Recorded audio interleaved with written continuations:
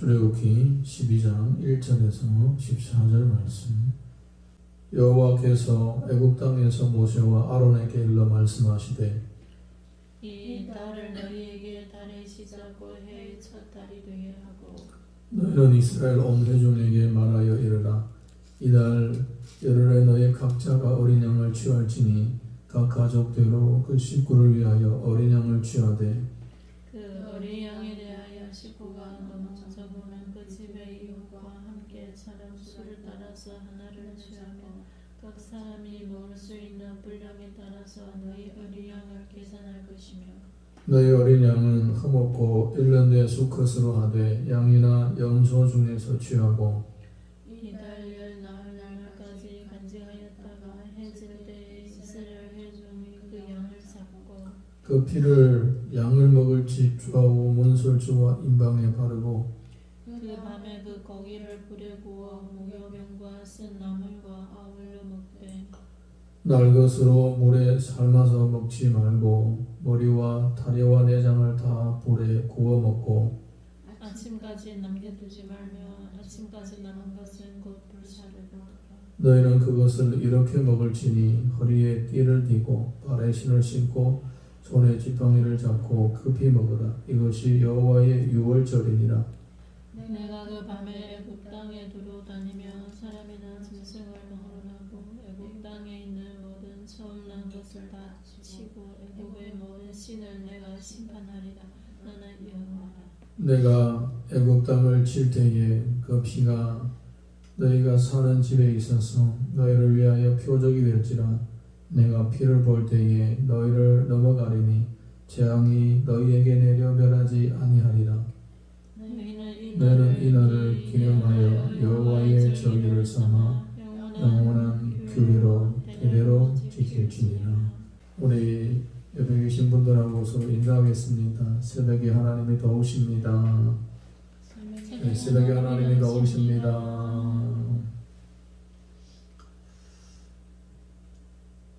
민족마다 설이 있습니다. 새해의 시작이 있습니다. 중국이나 한국 같은 경우에 음력설이 있고 양력설이 있는데 참 신기하죠. 어떻게 설이 두 개입니까? 다른 나라는 그런 게 없는데 가까운 일본도 그렇고 설이 하나입니다. 근데 우리 중국이나 한국 보게 되면 음력설이 따로 있고 양력설이 따로 있습니다. 근데 설이 한 해에 마무리하고 시작하는 건데 우리 성경을 보게 되면 유대인들이 설이 있는데 한 해의 시작이 있는데 언제냐? 대략 한 3월달쯤입니다. 3월달 중분 한 해의 봄이 시작하는 그때가 한 해의 시작입니다. 그 해가 뜨는 위치를 보게 되면 해가 뜨면 이제 1년 동안 해가 이 지구가 약간 기울었잖아요. 23.5도인가 그렇게 기울었기 때문에 해가 뜨는 위치가 각각 다릅니다. 매일마다 달라요, 사실. 그리고 사계절마다 다르는데 이 춘분이 언제냐? 춘분은 제일 동쪽과 제일 서쪽의 중간입니다. 그러니까 1년에 2번 같은 위치에서 뜨게 되는 거예요. 그게 춘분하고 추분의 경계선입니다. 거기가 1년의 시작이에요. 거기에서 1년이 봄이 시작이 되고 거기서 1년에 가을이 시작되는 거예요. 보면 참 그러니까 고대의 사람들은 달과 별과 해의 위치와 이런 것들을 통해서 자리를 통해서 날짜를 정한 것이 분명하고 또 시계가 없었을 때에 해달별을 통해서 근거로 해서 시간을 계산을 했던 것이 분명합니다. 오늘 성경을 보니까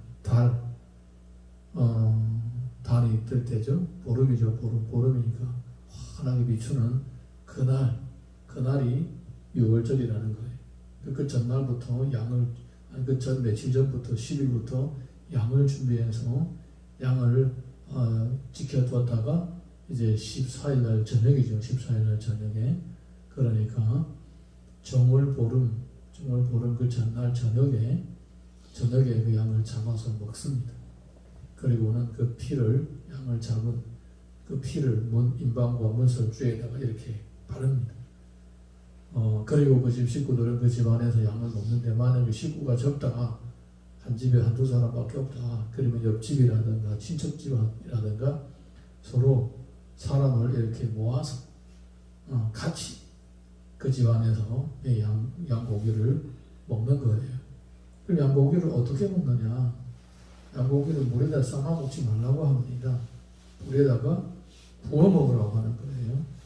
그럼 왜 굳이 물에다가 부어 먹어야 되느냐? 이거 왜 그럴까?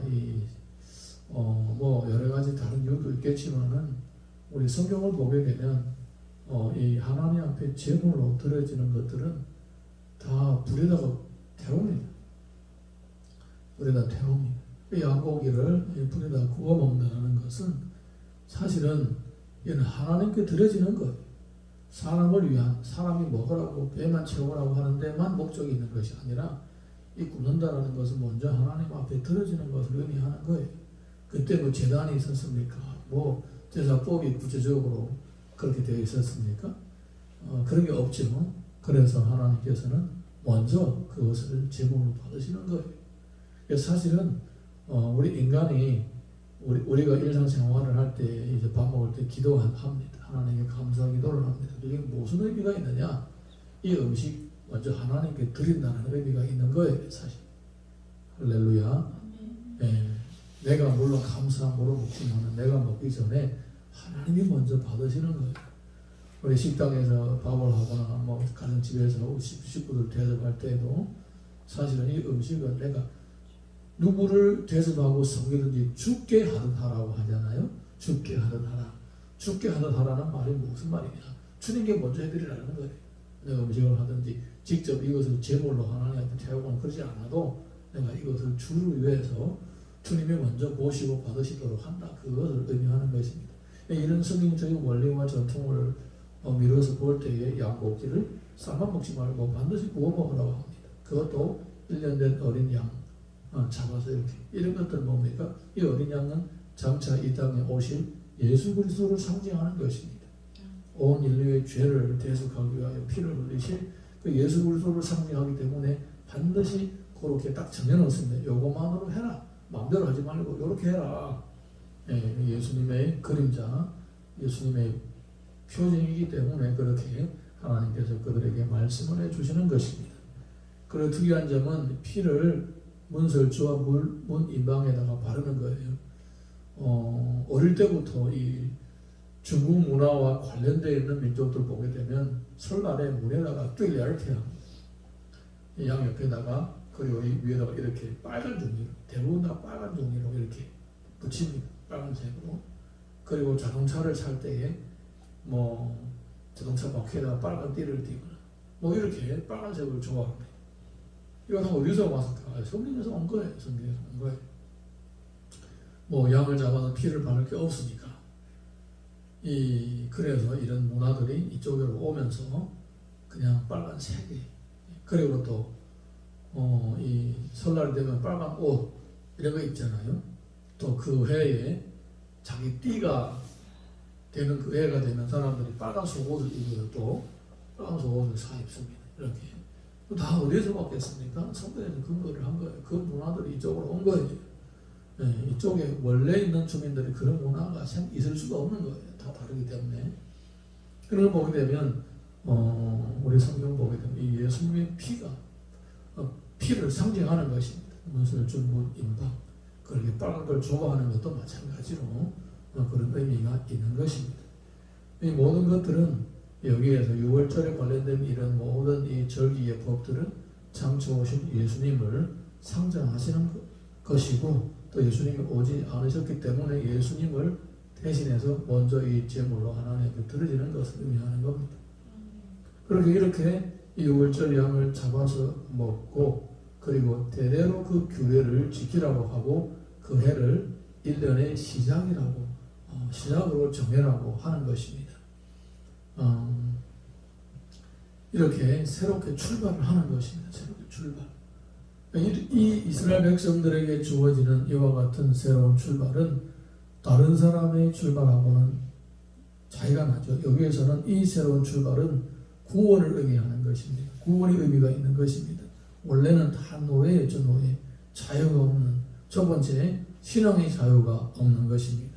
신앙의 자유. 자기가 마음대로 하나님을 경배하고 섬길 수가 없는 거예요.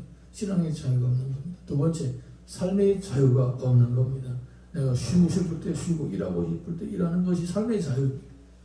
그런데 이스라엘 백성들은 예배의 자유도 없고 삶의 자유도 없었던 이런 사람들입니다. 한 해의 이 시작은 구원을 의미하는 것입니다. 이 구원이 믿음의 자유, 신앙의 자유와 삶의 자유 함께 주어지는 거예요. 사실은 우리가 가만히 따져보게 되면 일상생활을 하고 있는 성도들이 뿐만 아니라 또 예수 믿지 않는 사람도 원하는 것이 있죠. 예수 믿지 않는 사람들은 뭘 원하겠습니까? 신앙의 자유와는 별로 상관이 없으니까 삶의 자유를 원하죠. 그 삶의 자유를 요즘에는 말을 바꿔가지고 경제적인 자유라고 부르더라고요. 경제적인 자유. 내가 일을 해도 되고 일하지 않아도 되고 하고 싶은 일을 하면서도 생활에 이 재정이 어렵지 않고, 이거 요즘에 유행어가 됐더라고요. 경제적인 자유, 재정의 자유, 이렇게 얘기를 합니다. 근데 성경을 보게 되면 이 예수님을 믿는 주의 백성들에게 참 자유가 있다라고 했습니다. 내가 너에게 자유를 준다. 그렇게 말씀한 적이 있습니다. 이게 언제부터 시작됐느냐? 사실은 출애굽할 때부터 시작이 된 것입니다. 장차오실 예수 그리스도를 상징하는 그 어린 양을 잡아서 피를 문에다가 바르고 그리고 양고기를 먹으면서 새로운 출발을 준비합니다. 출애굽을 준비하는 거죠. 출애굽을 하게 되면 그들에게는 이제는 신앙의 자유가 주어지게 되고 삶의 자유가 주어지게 되는 거예요. 오늘도 또 주의 은혜 가운데서 살아가는 우리 모두에게 이 진정한 신앙의 자유와 삶의 자유가 예수 그리스도로 말미암아 주어질 수 있기를 주님 이름으로 축복합니다.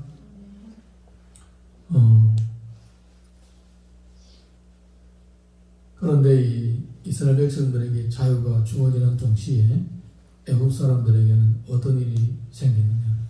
애굽 사람들에게는 심판이 주어지는 거예요. 심판이.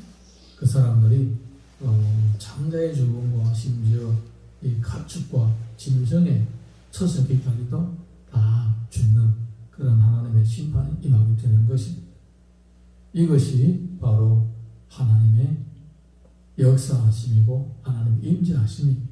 하나님의 역사하심과 하나님의 임재하심이 나타날 때에 이 두 가지가 동시에 일어나는 거예요. 하나님의 구원과 심판이 동시에 일어나는 거예요. 예수님의 재림도 마찬가지입니다. 주님의 초림도 그랬고 다시 오심도 마찬가지입니다. 주님이 초림하실 때에 세례 요한이 내 뒤에 오시는 이는 불로 심판하신다고 했어요. 쭉정이는 다 불에 태운다고 했어요. 도끼가 이미 나무 뿌리에 놓여 있다고 했어요. 주님의 첫 번째 오심도 마찬가지였어요.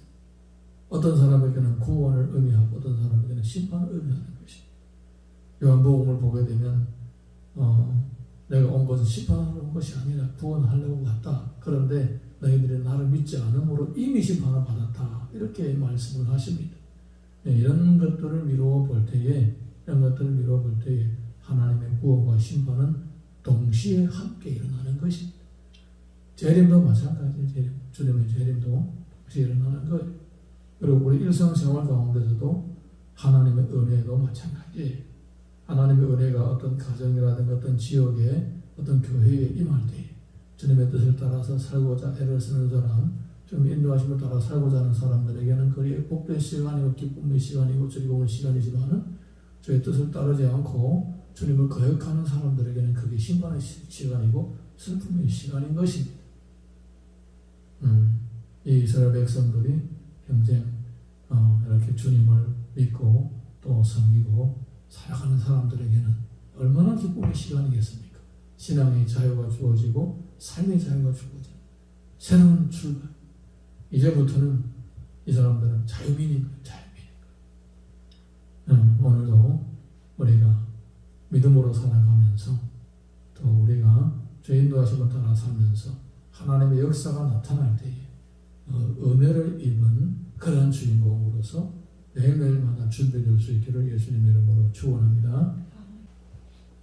6월절 어린 양을 믿는 모든 사람에게는 삶의 자유와 신앙의 자유가 주어지게 되는 것입니다. 또 믿지 않고 거역하고 대적하는 사람은 그 사람들이 자유를 얻고 새로운 출발을 하는 순간에 이쪽 사람들은 오히려 심판을 받게 되는 것입니다. 이 하나님의 역사심이에요. 오늘도 우리가 기도할 때에 내가 주님의 말씀을 따라 살고 인도하심을 따라 삶으로써 하나님의 역사가 나타나실 때에 내가 은혜를 입는 사람으로 날마다 준비되게 하여 주옵소서. 자신을 위해 기도하고 가족들과 교회와 지역사회와 나라와 민족과 열방을 위해서도 기도합니다. 우리 같이 주의 이름을 부르고 기도합니다. 주여, 주여, 주여. 오늘도 우리에게 말씀을 주시면 감사합니다. 이스라엘 백성들이 오랜 세월 동안 많은 고난과 어려운 가운데서 지내다가 주님의 은혜로 말미암아 그들이 구원을 받게 됩니다. 그들의 구원의 상징이 바로 어린 양의 피였습니다. 장초오신 예수 그리스도의 보혈을 상징하는 어린 양의 피였습니다. 그 어린 양의 피를 바르는 가정마다 그들에게는 새로운 출발이 되고 생명의 보장이 되고 신앙의 자유와 삶의 자유가 주어지는 시간들이 되었습니다. 그렇지 않고 끝까지 하나님을 거역하고 대적하는 사람들에게는 심판의 시간이 되었습니다. 하나님의 역사가 나타나고 하나님의 영광이 나타날 때에 은혜를 입고 칭찬을 받고 상을 받는 삶이 되기를 원합니다. 아버지 하나님께서 우리를 붙들어 주시옵시고 은혜를 베풀어 주시옵소서. 때를 따라 돕는 은혜를 베풀어 주시고 인도하여 주시옵소서. 역사하여 주시옵소서. 주여 주여 주여 주여 인도하여 주시옵소서. 아버지 인도하여 주옵소서. 아버지 하나님 또 내 자신을 위해 기도하고 교회를 위해 기도하고 지역사회와 나라와 민족과 열방